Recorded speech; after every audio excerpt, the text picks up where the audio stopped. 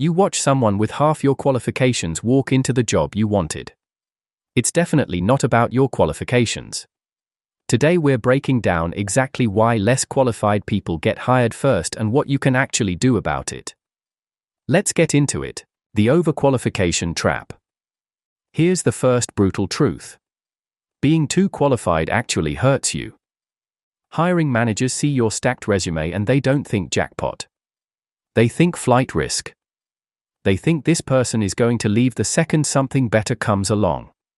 They think we can't afford to keep them interested. And they're not entirely wrong. If you've got a master's degree and 10 years of experience and you're applying for an entry-level position, the hiring manager knows you're settling. They know you're desperate or bored or using this as a stepping stone. And nobody wants to invest time and money training someone who's already looking for the exit. The less qualified candidate doesn't trigger that alarm. They look like someone who'll be grateful for the opportunity. Someone who'll stick around. Someone who won't get bored in 6 months and bail. From a business perspective, hiring someone who stays 2 years is better than hiring someone brilliant who leaves in 6 months. Turnover costs money. Recruiting costs money. Training costs money. So companies optimize for retention, not talent. They'd rather hire someone who fits than someone who's exceptional but risky. Culture fit beats competence. Let's talk about the phrase that ruins careers. Culture fit. It sounds reasonable. Obviously, you want someone who works well with the team. But here's what culture fit actually means in practice. Someone who looks like us. Someone who talks like us. Someone who went to the same kinds of schools or grew up in the same kinds of places. Someone who makes us comfortable. It's bias dressed up in professional language. And it's one of the biggest reasons less qualified people get hired. When a hiring manager interviews 2 candidates and one has better credentials but feels different and the other has weaker credentials but feels familiar, the familiar one wins almost every time. Because hiring is a risk. And people minimize risk by choosing what they already know. If the hiring manager played college football and the weaker candidate also played college football, that's an instant connection. If they both love the same obscure band or went to rival high schools, suddenly there's rapport, and rapport beats resume every single time. Video studies have proven this over and over. Researchers send out identical resumes with different names. The ones with traditionally white-sounding names get more callbacks than identical resumes with black or Asian or Hispanic names. Same credentials, same experience. Different name. Different result. That's not about qualifications. That's about who feels safe to the person doing the hiring. And the brutal truth is that the people doing the hiring usually hire people who remind them of themselves. Confidence over competence. Here's another painful reality. Confidence is more impressive than skill, especially in an interview. The less qualified candidate who walks in with unshakable self-belief will beat the more qualified candidate who's nervous or humble every single time. Because interviews don't measure how good you are at the job. They measure how good you are at interviewing. And those are completely different skills. The person who can tell a good story about their experience, even if that experience is thin, sounds better than the person who actually has deep experience, but doesn't know how to sell it. This is why you see mediocre people rise to leadership positions while talented people stay stuck. The mediocre ones are better at performing confidence. They're better at making bold claims. They're better at taking credit. They walk into rooms like they own them even when they don't know what they're talking about.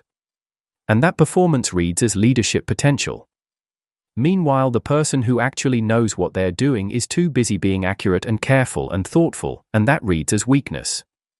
There's a term for this. The Dunning-Kruger effect. People who know less tend to overestimate their abilities. People who know more tend to underestimate theirs. So in an interview, the less qualified person genuinely believes they're perfect for the role and that confidence is contagious. The more qualified person sees all the gaps in their knowledge and comes across as uncertain. Guess who gets hired? Likability wins. Nobody wants to admit this, but hiring decisions are emotional, not logical. Hiring managers tell themselves they're being objective. They've got rubrics and scorecards and structured interviews. But at the end of the day, they're picking the person they liked most, and likability has nothing to do with qualifications. It's about energy. It's about whether you made them laugh. It's about whether the conversation felt easy. It's about whether they could imagine getting a beer with you after work. The less qualified candidate who's charming and easygoing and makes the interviewer feel good will beat the more qualified candidate who's stiff or overly formal or just not as fun to talk to. Because here's what hiring managers are actually thinking. I'm going to be working with this person 40 hours a week. Do I want to be around them? If the answer is yes, the credentials become secondary. If the answer is no, it doesn't matter how good your resume is. This is especially true in smaller companies and startups where culture and vibe matter more than process. They're not hiring for a role. They're hiring for a personality. And if your personality doesn't match what they're looking for, your skills won't save you. The network effect. Let's be honest about how most jobs actually get filled. Not through job postings. Through referrals. Someone already inside the company vouches for someone they know.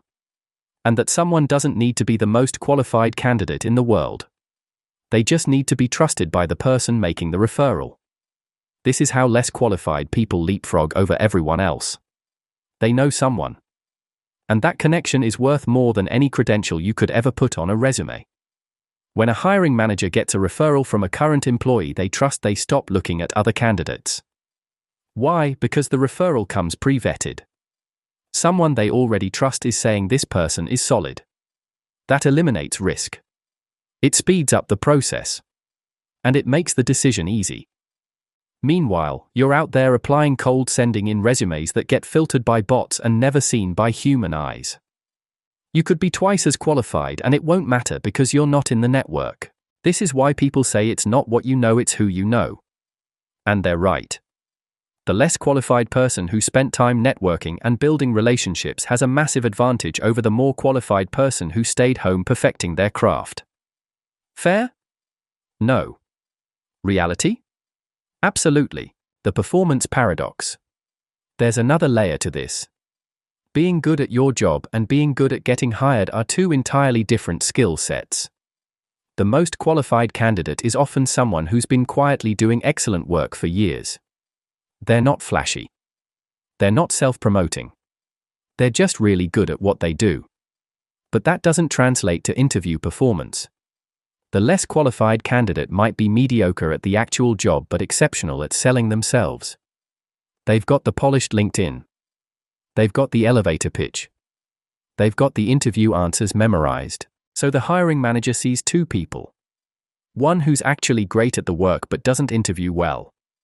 One who's average at the work but interviews like a pro, and they pick the one who performed better in the interview.